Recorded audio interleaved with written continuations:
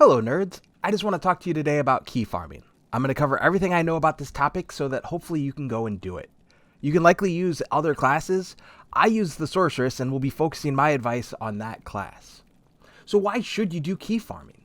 The end goal of key farming is to be able to get torches, a type of unique grand charm. These charms have a +3 to skills for a random character class, and a +10 to 20 for all attributes, and a separate 10 to 20 on all res.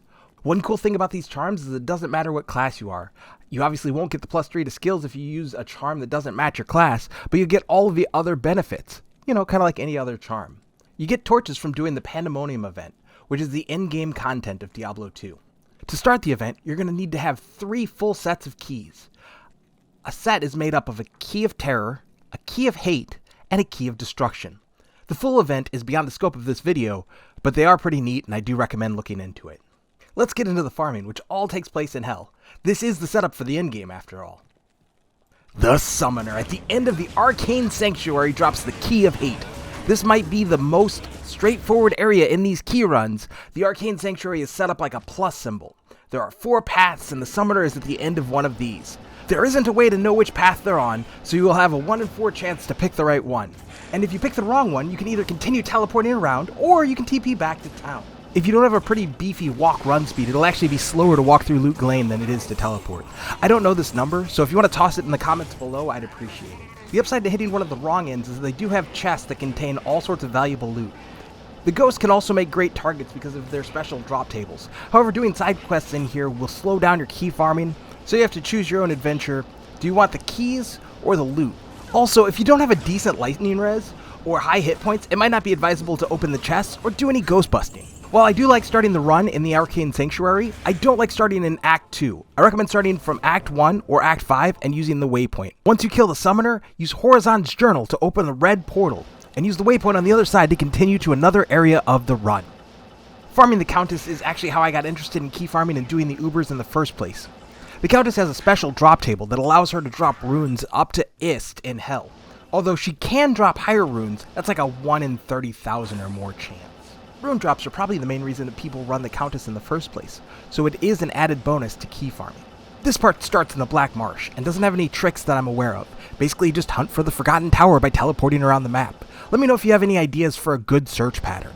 Once you're in the tower, these maps use a tile generator. These tiles and maps become easier to read the more that you pay attention to them. The tower uses a left-hand lay style of putting down a path to the end. This means that typically if you follow the character's left hand, or the shield hand for sorcerers like me, you will typically find the exit faster. Though sometimes it does use this 3 rights make a left thing that kind of becomes the exception to the rule, but most of the time, this will save you time. The Countess is on level 5. She's usually in the back room, but she can be in either of the side rooms.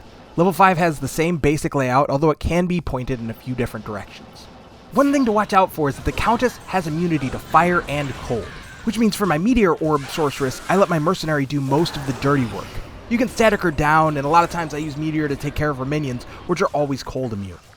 Neelithek is another great super unique to farm for the sake of farming.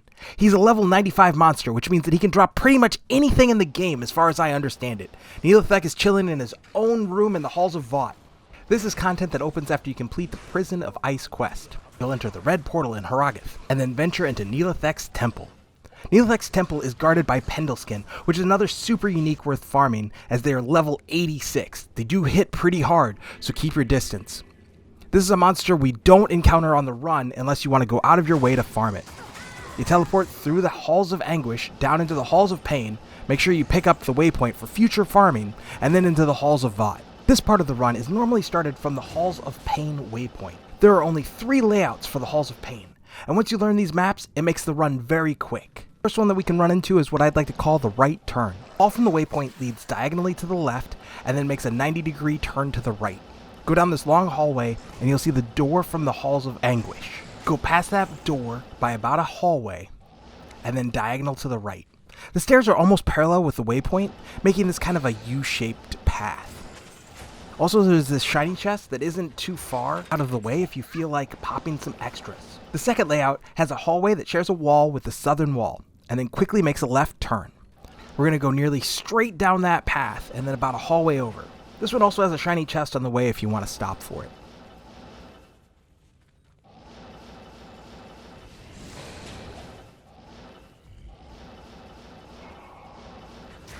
third possibility is this very open style room. Now this one we just kind of jump to the left. The shiny chest is just a little bit out of the way on the other side of this wall if you're trying to pop them all.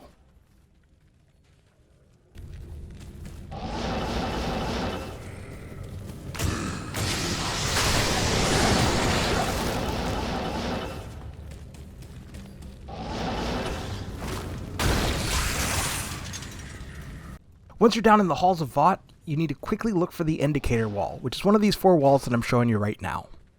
Once you know which wall, you just have to teleport over and kill Nilithak. This can range from very easy to nearly impossible depending on what kind of immunities he spawns with. Also, he uses corpse explosion like the Necromancer, which can do a ton of damage or even just kill you outright. It's like 1,000 plus. So stay away from bodies. I like to jump around the edges and hit him with Meteor, but you will have to develop a strategy that works for you and your build. Also, if I see him spawn with fire immunity, I will typically bail on the run. Getting to Nilithak is so fast that wasting time collecting my body over and over again seems like a huge waste of time.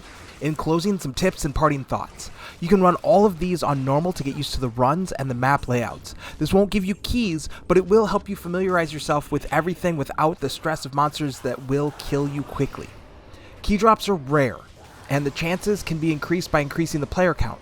However, an 8.6 with 1 to 2 players moving up to a 12.8 at 7 players may not make your run times any faster due to the increased hit points of those monsters. Also, sometimes you just get 2 or 3 key drops at the same time, although that seems super rare. I've done enough key runs to do about 8 Uber runs at this time, and I've had about 2 drop twice and never a 3. You'll probably want to be in a Discord for trading instead of trying to trade through the making of games in Diablo 3. Thank you for watching my video. Please do all the stuff, like, comment, subscribe, whatever if you liked it. Give me any feedback that you've got so that I can make better content in the future. Bye!